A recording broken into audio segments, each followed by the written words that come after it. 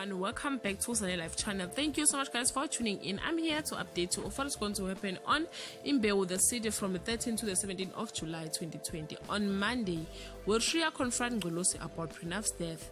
Jody urges Nirupa not to tell other people that Prenav committed suicide. Nirupa pleads with Shreya to halt her crusade and focus on grieving Prenav.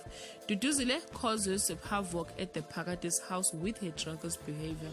Esangoma finds Mazulu's bra at the Phakate's house. On Tuesday, will Kamadonzela be accused of being a witch again?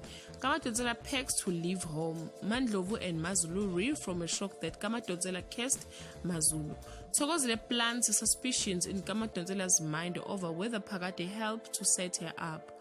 Kuleko questions whether Mazulu could have set Kamadonzela up.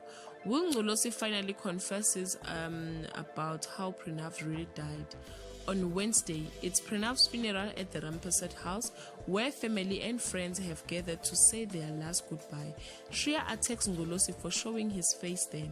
The lines have been drawn between Mazulu and Kamadonzela. While everyone is at the funeral, Duduzile lets her friend into Phakate's house. On Thursday, Kamadonzela is accused of being a witch and banished from the Bengu to her family home.